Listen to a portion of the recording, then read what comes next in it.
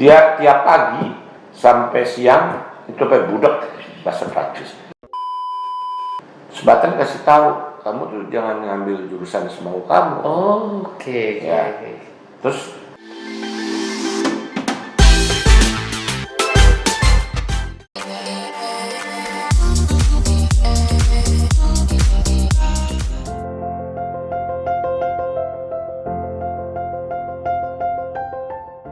tahu-tahu tahun 81 saya dicalonkan untuk benar ternyata sekolah ke Prancis. Di nasional. Tapi juga ada tambahan. Di situ waktu itu ada P4 ya. P4 Pancasila ya. Penataran P4. Nah waktu itu berlaku siapa yang masuk the best of 5 dari yang ditatar, maka dia jadi penatar berikutnya. Nah saya masuk di dalam the best of 5. Itu P4 buat Batan doang atau seluruh? Batan semua. Secara keseluruhan. Jadi Batan secara keseluruhan. Yeah. Jadi istilahnya itu kan ada Batan pusat itu keseluruhan, ada Jogja, ada Bandung, ada Pasar Jumat, ada Serpong. Nah itu pasar. Jadi saya salah satu dari 5 the best P4. Akhirnya saya natar bawah-bawah dan seterusnya. Udah. Nah terus sambil juga kan apa sih kenapa itu penting saya sebutkan sebagai penatar itu. Betul. Jadi kalau bahasa sekarang jadi branding, personal branding. Jadi dikenal. Zaman saat itu penatar tuh ini banget. Jadi dikenal. Nah, penatarnya yang 1, 2, 3, 4, 5 itu yang 4 senior. Jadi yang sudah doktor, yang sudah kerjanya puluhan tahun.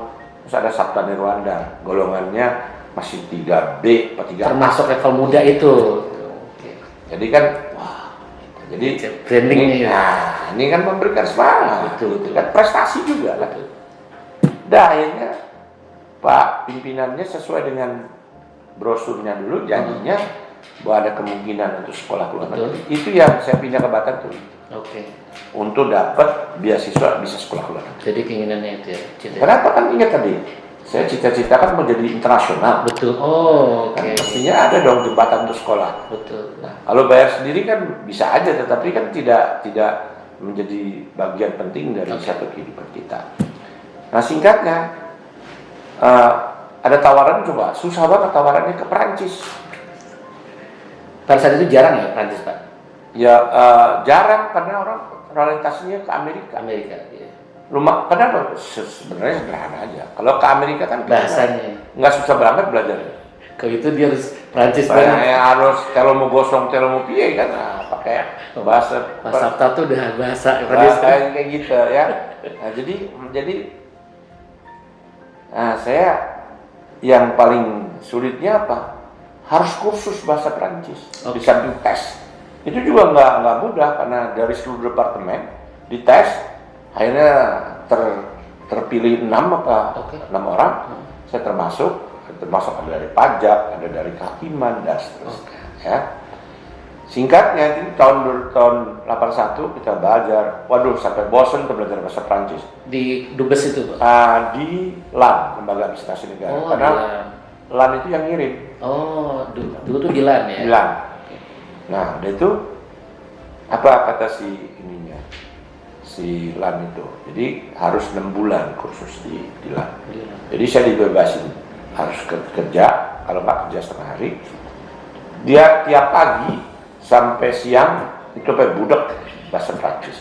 Dan kita ngebis tuh, saya masih ingat bisnya nomor 10 terus ke Jalan Veteran, balik lagi kan saya kosnya di Blok A. Di Blok A, Blok A. Tiap hari itu. Udah singkatnya dites bahasa Prancis lulus. 6 bulan tuh ya? 6 bulan. Jadi dulu nggak ada kursus Prancis, cuma satu di LAN aja berarti yang aktif ya? Di LAN. Kalau sekarang kan ada di khusus. Ada di tempat dia khusus gitu. Di Alliance Française itu bisa. Institut Prancis. Institut Prancis itu bisa. Cuma masalahnya kan kalau itu campur-campur. Kalau ini dia memang khusus untuk buat PNS itu ya. Aduh, sampai mulak. Udah, ini kita berangkat. di tahun 82. Ingat saya Januari. Itu di sini udah dapat kampusnya atau belum Pak? Di sana udah. Kita berangkat tuh udah dapat kampus berarti? Udah tertuju. Jadi kampusnya apa? Universitas apa Pak? Institut Internasional dan Administrasi Publik. Jadi Institut Internasional Administrasi Publik. Administrasi Publik. Jadi ini mau internasional. Ya.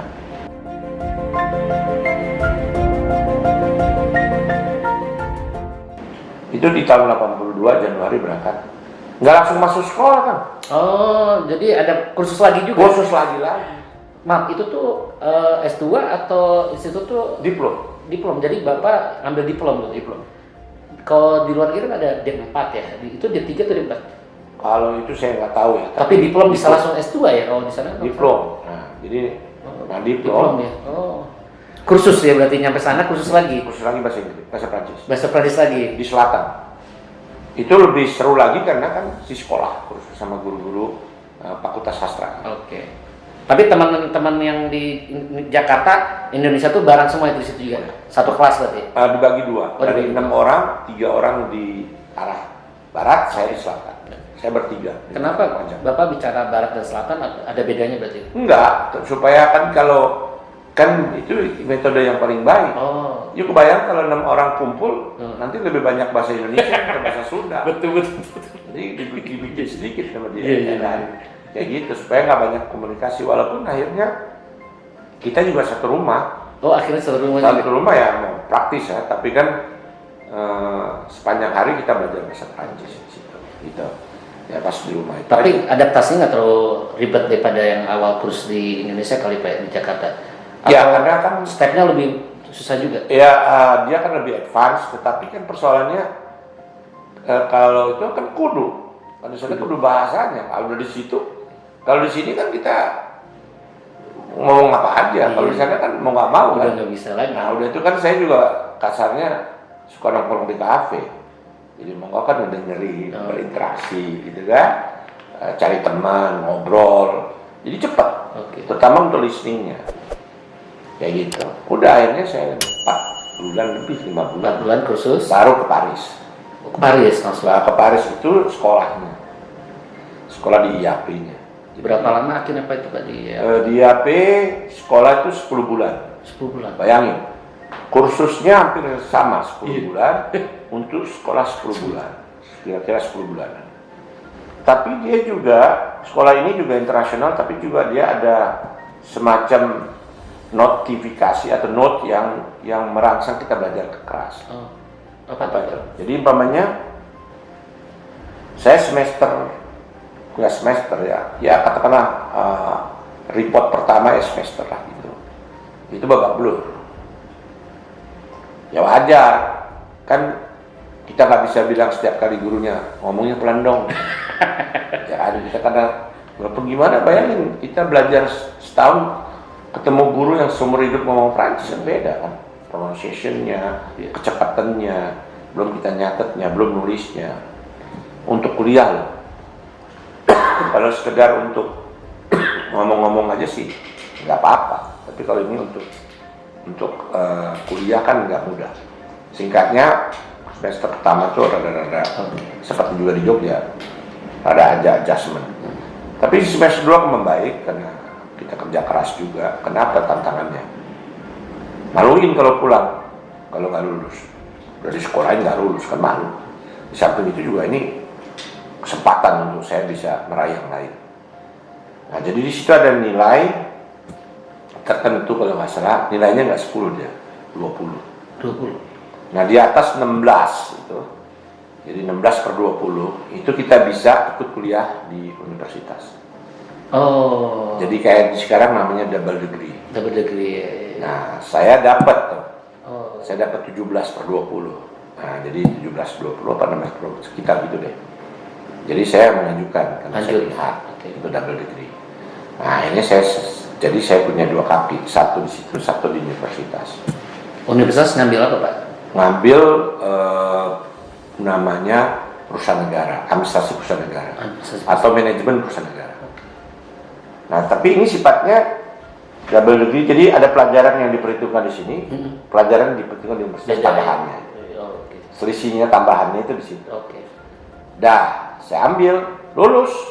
Jadi lulus saya tahun 82 itu awal 83 sudah dapat 2. Satu diplom IAP, kedua S2 atau disebut diplom etudes spesialisé. Jadi DSS, diplom etudes supérieur spécialisé. Itu. Jadi saya dapat 2 nih. 2 tahun? Ya, 1 tahun. 1 tahun? Iya kan, karena double degree kan. Jadi nggak semua di Nggak dari nol lagi ya?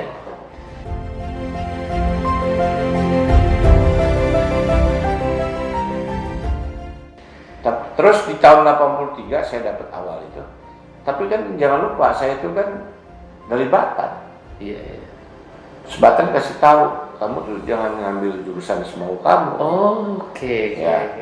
Terus lebih bagus itu ngambil jurusan yang sejalan dengan Batam. Linear ya. Linear. Akhirnya saya ngambil ekonomi energi. Ngambil lagi? Ngambil lagi tahun 83. Kan udah selesai nih. Betul. Di kampus yang sama? Ya, enggak. Beda lagi? Beda, di Sorbonne. Jadi pulang dulu berarti Bapak? Oh, langsung dari sana? Kampus apa yang Sorbonne, ini yang terkenal. Sorbonne. Ya. Jadi saya ngambil ekonomi di Sorbonne itu 1 tahun. Kalau energi itu di Indonesia angkatan pertama atau sebelumnya ada juga Pak di nggak tahu, terdaftar ya. Tapi karena itu juga sekolah yang nggak gampang. Iya. Nah jadi di Sorbonne itu sekolah terkenal di Prancis. Sorbonne.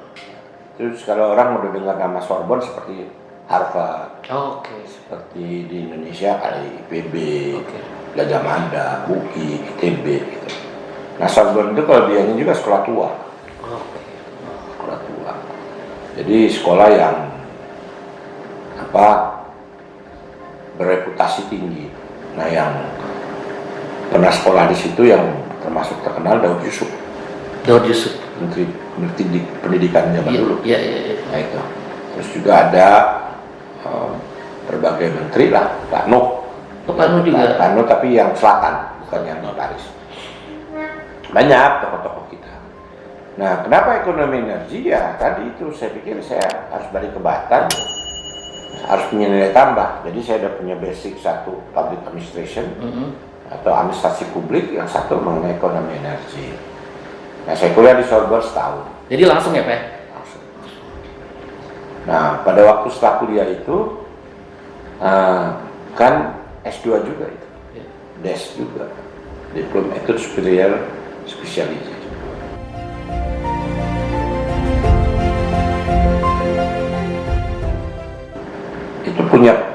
Itu paspor juga untuk ambil S3. Ya kan karena pasca. Iya.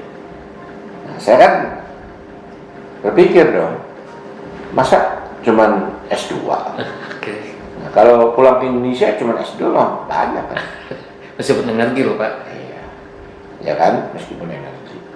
Akhirnya saya mengusulkan ke pemegang kapal yang memberi beasiswa,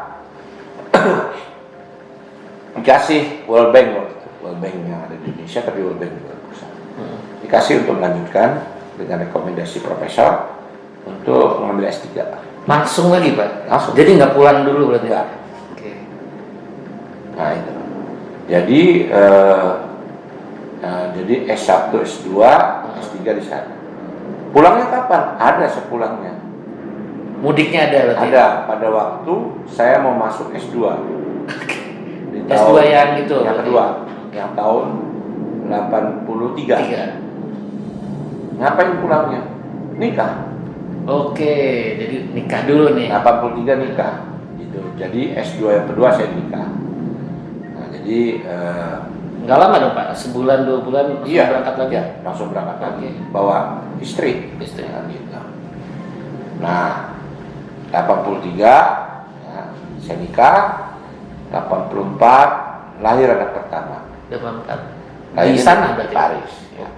Anak Eropa berarti? Anak Eropa. Anak beasiswa. Anak perjuangan. S3-nya ngambil jurusan apa tuh Pak? Ini juga ambil saya jurusan yang berkaitan dengan manajemen public public management, atau yang lebih khusus adalah mengenai perusahaan negara. Perusahaan negara. Spesialisasinya.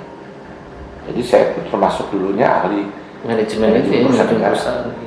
Ada sih beberapa kali jadi preskom. Udah. Itu berapa? Setahun Pak? Atau 2 tahun? Apa? S3 tuh di sana? 3 tahun. 3 tahun. Jadi 83 sampai 86 sampai 87. Oh 87, oke. Ya.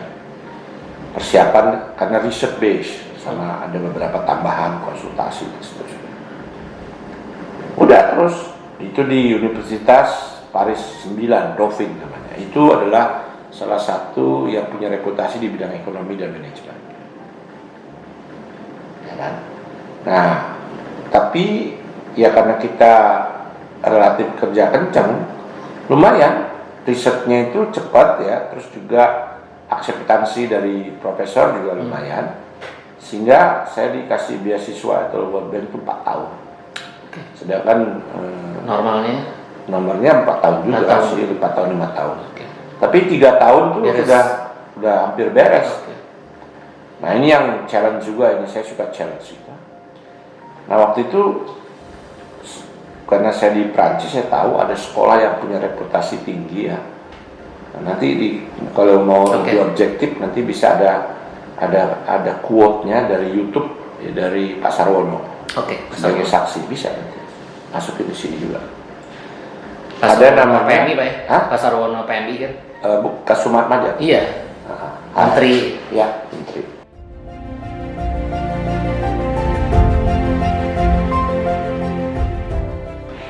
Terus apa? Ada satu sekolah lagi. Jadi tadi Institut Internasional d'Administration Publique. Kalau ini École Nationale d'Administration Publique. ENA. ENA. École Nationale d'Administration. Ini adalah sekolah yang paling bergengsi, sekolah yang punya nilai tinggi, terutama buat sistem pendidikan di Perancis. Ini bukan sekolah sebetulnya, adalah seperti kayak Lemhanas, tapi bukan Lemhanas juga. Karena kalau Lemhanas itu kan direkrut orang yang sudah kerja. Betul. Ini juga ada, tapi lebih kepada basic rekrutmennya, yang disebut crème de la crème. Jadi pas ke orang-orang supaya yang keluar tuh memang saripati. Ya. Nah ini sekolah juga nggak perlu pakai gelar, nggak ada ijazahnya. Jadi sambil kuliah S3 ikut ini? Udah terakhir ikut itu. Terakhir itu? Terus setahun setengah. Nah, terus ngapain coba itu sekolah? Ya contohnya aja, tahu kan Presiden Prancis siapa namanya? Macron. Itu hasilnya lulusannya? Macron lulusan sana. Terus apa lagi? Jacques Chirac lulusan situ. Jacques Chirac. Ya. Terus juga itu si siapa tuh namanya? François Hollande lulusan situ juga. Ya. Dia nggak ada gelar kayak Macron, nggak gelar apa? Nggak insinyur, nggak SE. Dia belajar tentang apa berarti Pak? Tentang leadership. Hampir mirip Lemhanas ya. Tapi lebih ke manajemen. Enggak, lebih ke rekrutmen yang sophisticated ya, yang ya gitu deh. Karena dia kan yang masuk situ nggak ada unsur apa itu namanya. Ya dia rekrutmen base. Ada pelatihan militer juga enggak? Berarti khusus yang ini aja berarti leadership publik itu. Dan itu 2 tahun kalau buat orang Perancis itu sekolahnya yang paling bergengsi. Nah, jadi kalau orang nggak pernah nanya lulusan mana, kalau udah di situ alumni mana. Nah, saya orang pertama Indonesia. Bedanya apa Pak? Yang apa sekolah ini yang ini dia memberikan sistem pendidikan apa ke otak kita gitu tentang leadership itu atau sama aja teorinya itu? Cara berpikir aja. Mengubah mindset cara berpikir, sistematika berpikir, dan konten itu udah sendiri aja. Yang umpamanya gini, yang terkenal adalah metodologi dia cara menganalisa itu namanya BCA, belong, terus C kritik, P-nya proposition. Nah, jadi gini, kalau kau ketemu aku mau bermasalah sesuatu, udah stepnya udah kelihatan gitu. Jadi umpamanya, ini. Arahnya sini. Terus saya kasih tahu, oh kira-kira ini kritiknya, tapi solusinya ini. Oke. Itu sudah jadi inherent Otomatis.